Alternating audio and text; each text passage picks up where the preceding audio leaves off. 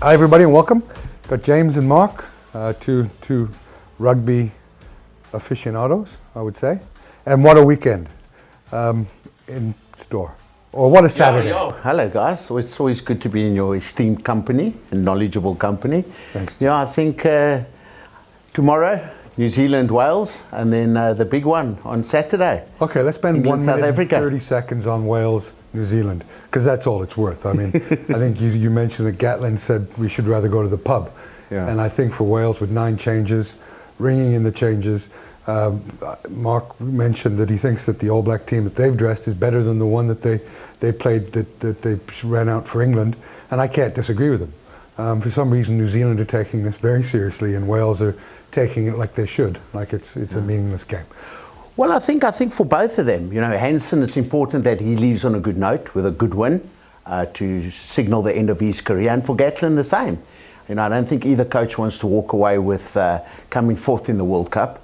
So, you know, although they play it down a little bit, there's still a bit of pride and ego for the coaches in this one. And then obviously for New Zealand, it's important for them, for their nation, having been so dominant over the last 8 years, that they show that they have still got something, you know, in the team to resuscitate them for the next 4 years. Well, it's kind of like kissing your ugly stepsister, isn't it? This game, if you win. I mean, there's no Nothing upside. wrong with the ugly stepsister, man. I'll take your word for that, Mark. But if you take Gatland, and I think his approach has also been to give those guys who haven't had a run in the last couple of games. But it's the one team he hasn't beaten in the 10 years. He is a Kiwi. He's going back to the Chiefs to head up the rugger there. He's going to be coaching the Lions, but he'll be involved with All Black Rugby after that. And I'd like to see Wales actually knock them over, and that's the one thing he has never been able to achieve, is to beat the All Blacks. But just reading their media this week, Steve Hansen said when they got knocked out of the 2007 World Cup, they had 4 years to get back into a World Cup. He says they've actually got 5 days to get back into a game at the World Cup. It's not the gold medal, he said, but it is a chance for those players to kind of soften that memory of being absolutely dismantled. And Nothing will soften that memory. No, that's going to be No. time and eternity. It's going to be the Manny Pacquiao knockout. People won't remember the 2 World Cups. I remember that. The other interesting thing is that, you know, the All Blacks have been successful for 70 years against Wales. So, you know, if they land up winning on Friday, I mean, that's going to be a massive victory, the first in 70 years against the All Blacks. Yeah, they would really complete their World Cup, wouldn't it? All of a sudden, Hansen's legacy is Gone in 2 weeks. Yeah, God. On Friday morning, maybe the stepsister will get a bit better looking if we win the game, but I don't think so. Look,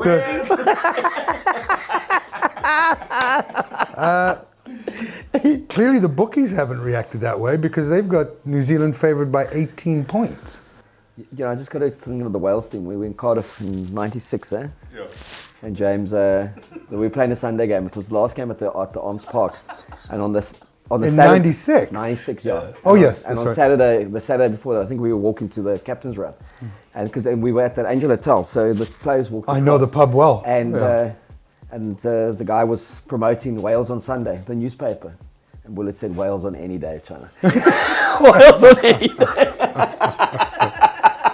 Well, James, last night I finished your book, and what a book, well written, Mark. Jeez, it's an amazing book.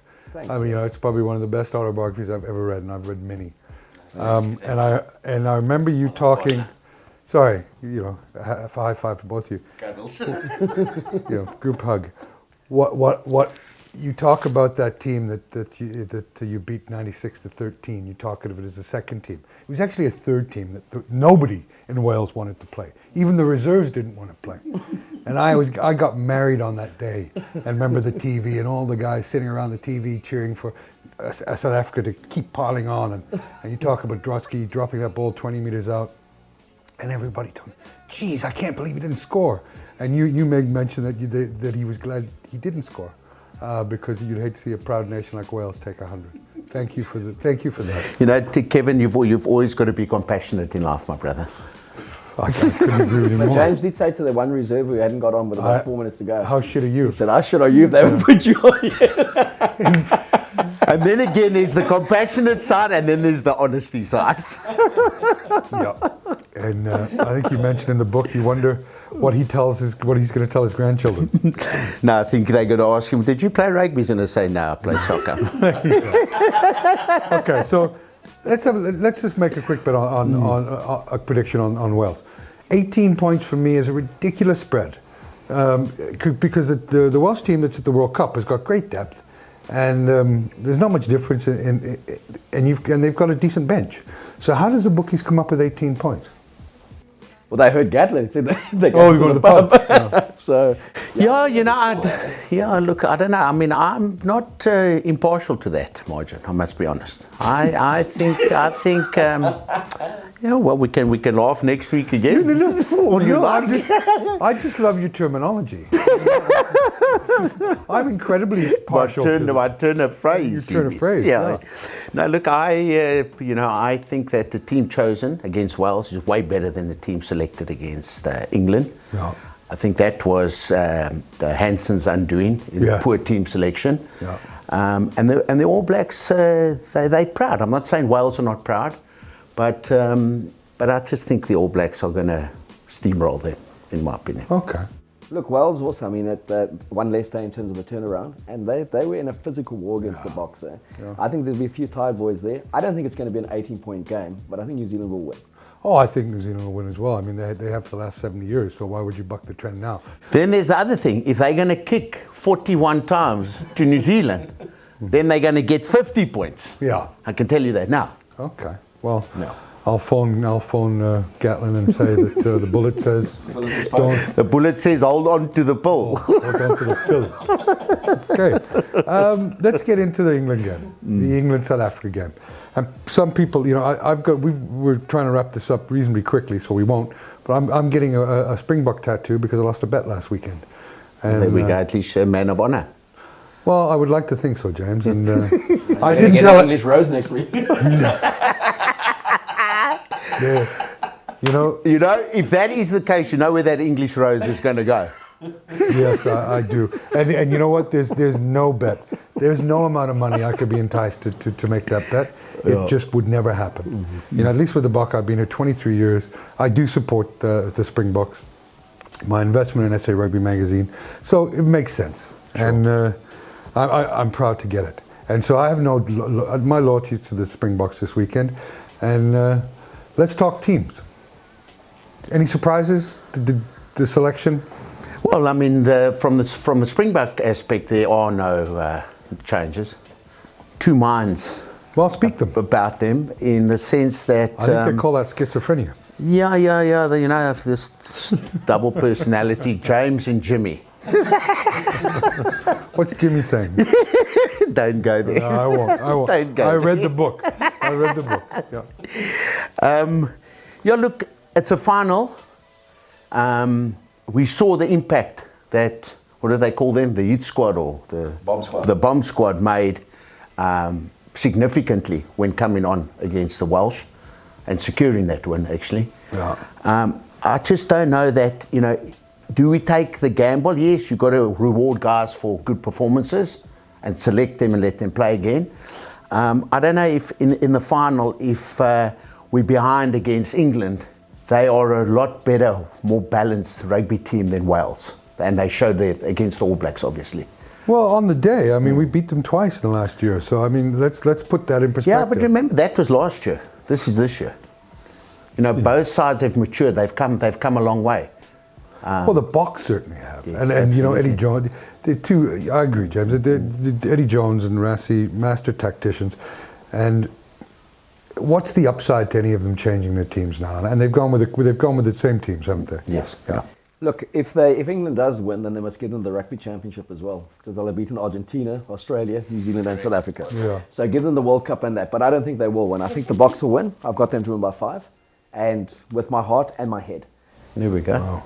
I think most people never thght you had a heart. So exactly. I mean, that's now you never realise there's a bit of a head as well. Yeah, don't worry. At one stage when I was playing rugby, I also thought you didn't have a heart. I wanted to wring your neck.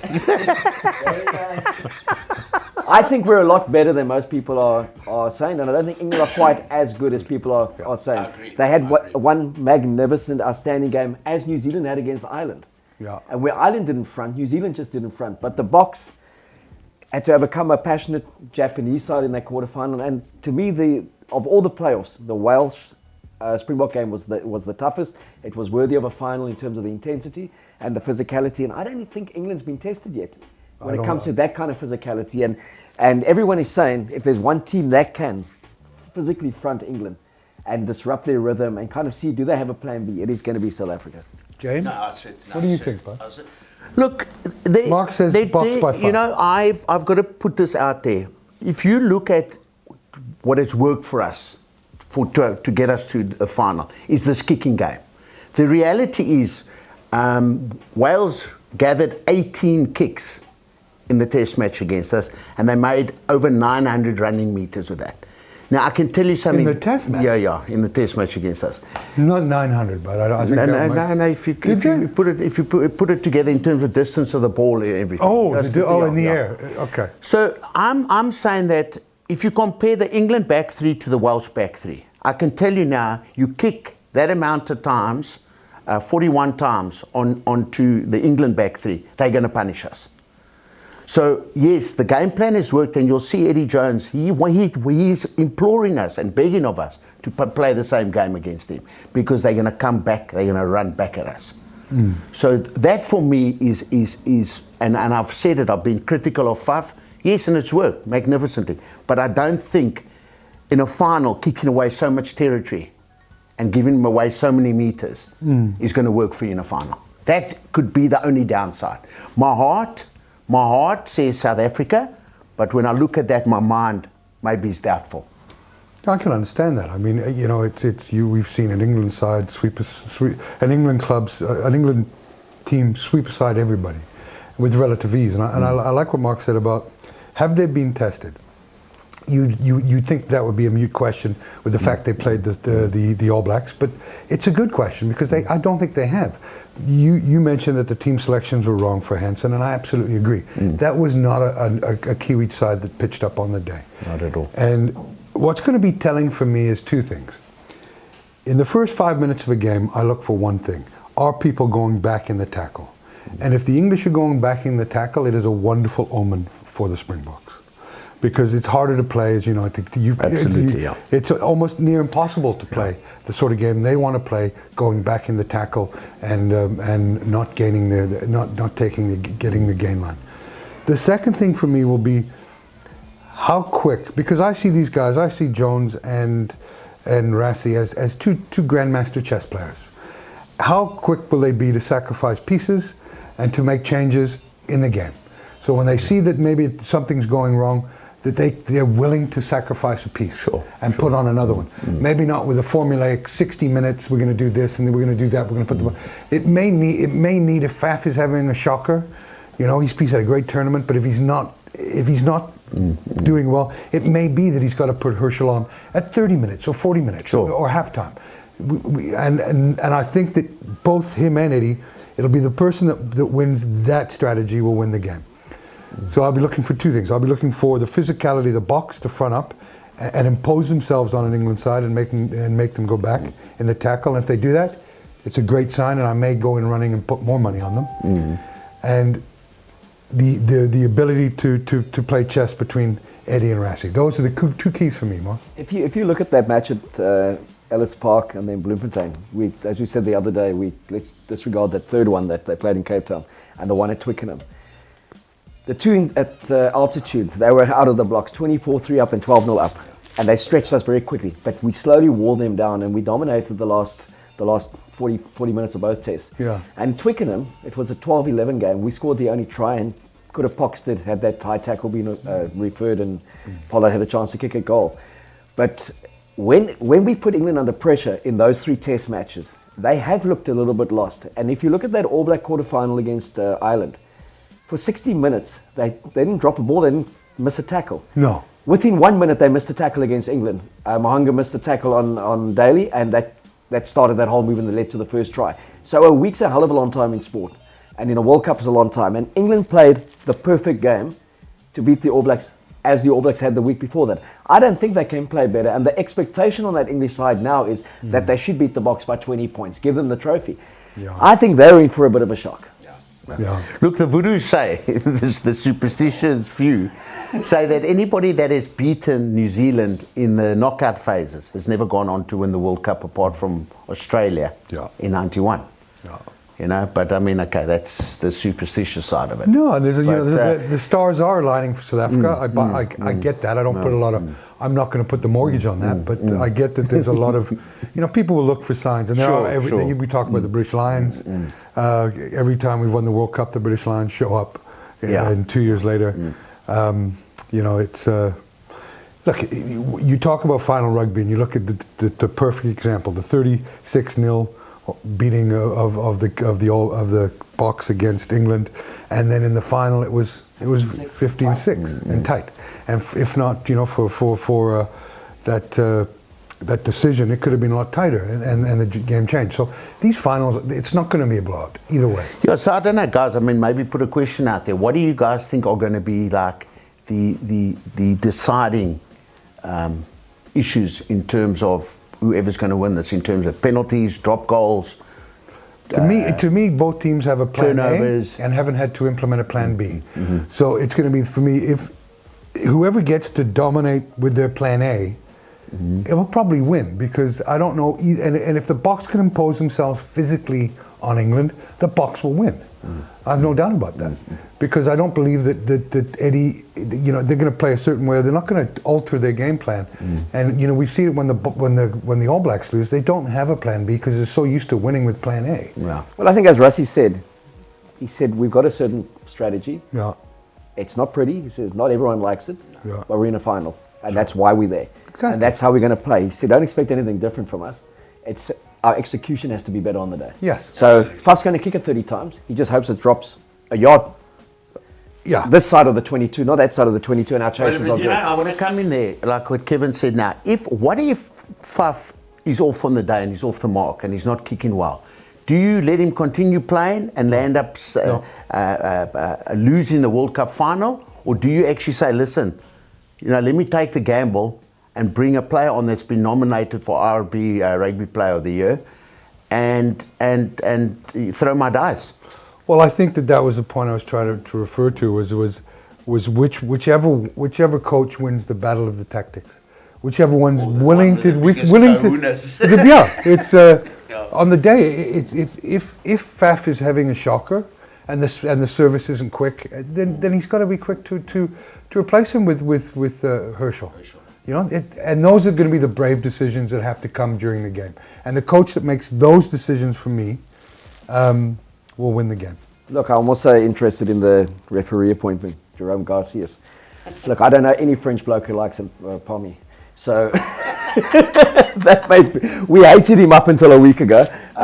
You'll incite war between the two nations, Mark. We now love him because of him giving us that last penalty that other referees say shouldn't have been. Yeah. And you notice I haven't said anything about that. Yeah, I know you've been very humble about that and modest, but Alan Wynne-Jones has said a lot about it. Yeah. And so class. I think he's going to be influential as well. And I would have preferred a Nigel Owens to referee. But he was injured, yeah. But he was never going to be picked in any case. World Rugby put out a statement to say that Garcias was the appointed one. No, but I read that he was injured. He is injured, but they said fit or not. But do you believe anything they say? World Rugby. Yeah. Look, guys, I mean, for me as well, I think, there's penalties. Yeah. Least amount of penalties. Drop goals. And an absurd or ridiculous interpretation by the referee resulting in a red card could turn this game on its head. Let's hope not, but yeah, I mean, look, the two World Cups South Africa have won, there haven't been tries. So, from a punting point of view, if you want to look at that, maybe no tries, it'll probably pay 15-1. If you want to look at drop goals, for me, my pick is the Springboks to win by 2 points, 3 points. And at 17-10, I think it's a coin toss. So again, I'll make the right bet and bet 1,000 Rand down that the Boks win. It pays back 2,700, and much better than even odds. So I'll always take those odds on hits. Yeah, look, James, you're the only one who haven't said that you haven't predicted yet. No, I say South Africa by 6. So we're unanimous in our choice. I've got to rush off and get a Springbok tattoo right there. A little saggy, and maybe I'll have to start doing some sit-up, push-ups again, but a bet's a bet. A little bookie. A little bookie. Yeah, you'll start off as a bookie and you'll grow to a Springbok. Guys, thanks for coming. Thank you guys. Thanks, Thank you. Jen. Thank you, Kevin. Thank you, Mark.